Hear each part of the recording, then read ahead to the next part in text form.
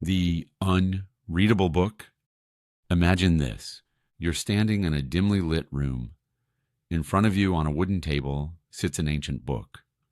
Its cover is plain, no title, no fancy designs, just an old yellowed binding that looks like it's been handled for hundreds of years. You reach out, run your fingers across it, and you can feel the ridges of the vellum that's treated animal skin and still smooth in some spots, but cracked in others. You open it. The first page is filled with handwriting, elegant, flowing, but it's wrong.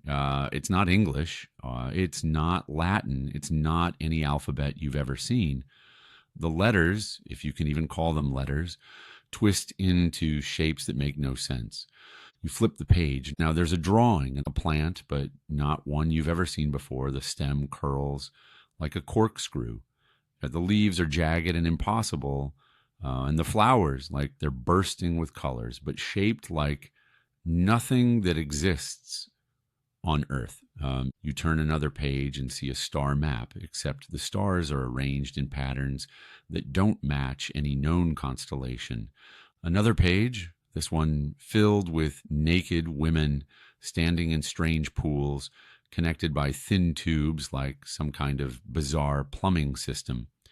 You close the book, your hands shaking. This is not fiction, it's real.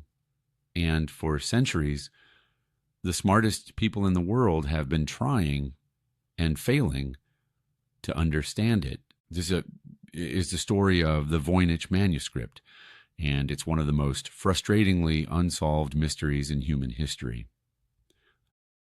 The discovery. Our story doesn't start when the book was written. We don't know when that was. We don't know where. We don't know who. Instead, our story begins in 1912 in a quiet Jesuit college library in Frascati near Rome.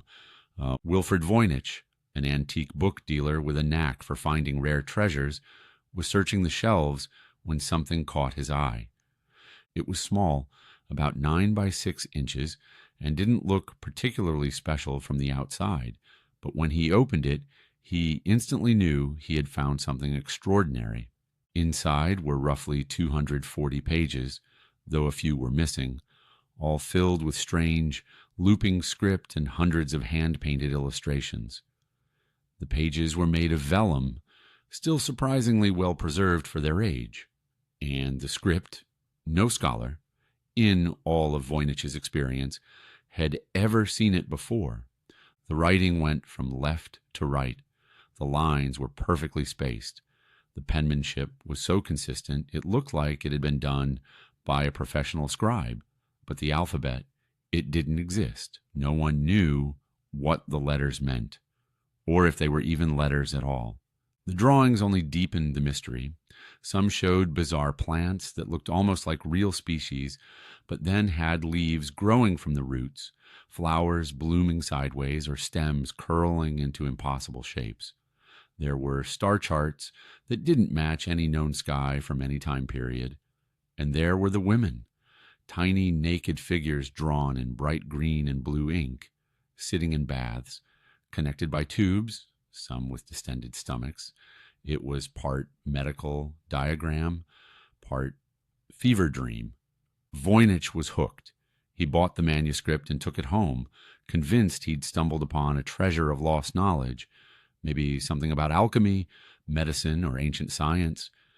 What he didn't know was that this book was about to consume the rest of his life and countless others. The sections of the manuscript. Scholars who studied the book later found that it could be divided into sections. The first seemed to focus on plants, strange hybrids, some possibly inspired by real herbs, others completely unknown. Another section appeared astronomical, filled with circular star charts, suns, moons, and constellations that no astronomer could recognize.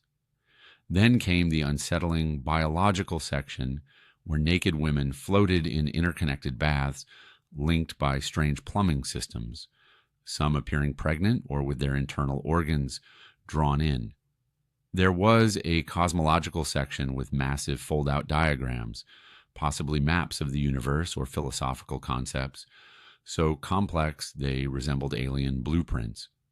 Near the end, there were pages that seemed pharmaceutical, roots drawn next to jars and vials, followed by what looked like recipes, short paragraphs of text, each marked with a star or flower symbol, as if they were instructions for something, if only anyone could read them.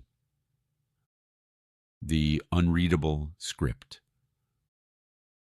The real heart of the mystery was the writing itself. The script contained between 20 and 30 unique characters.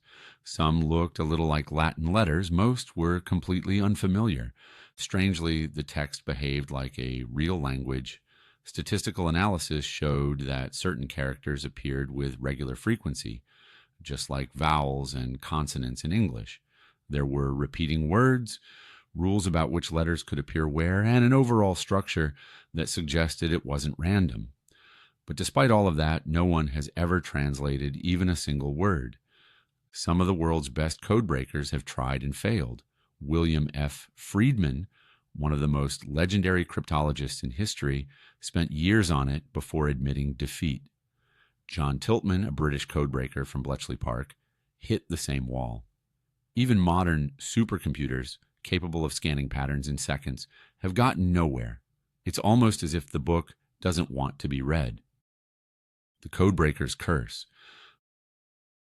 Without a translation, all we have are theories. Some say it's an elaborate hoax created centuries ago to trick a wealthy patron into believing they were buying a book of secret knowledge.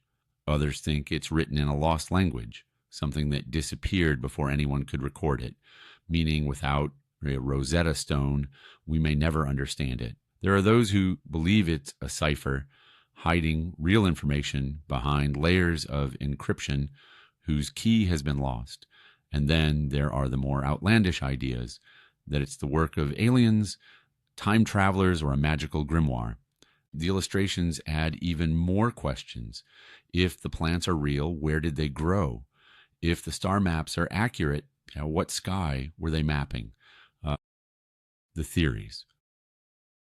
Part of what makes the Voynich Manuscript so captivating is that it's not just a legend. It's not like Atlantis or the Fountain of Youth. It's a real physical object you can hold. It exists. You can touch it, you can turn its pages, and yet it remains silent, refusing to give up its secrets. Every failed attempt to crack it, from the brightest human minds to the fastest computers, only makes it more alluring. It's the ultimate riddle, one that feels like it's daring you to try, knowing you'll fail. The strange, alien-like illustrations are beautiful and unsettling at the same time. And perhaps the most haunting thought of all is that this might just be one of many pieces of knowledge from the past that have been lost forever. Where is it? Today, the Voynich Manuscript sits in the Mineka Rare Book and Manuscript Library at Yale University. It's been scanned, photographed, studied to death, and still nothing. So what do you think? Is it a hoax, a lost language, an unbreakable code? Let me know in the comments. And until next time, stay curious and keep an open mind.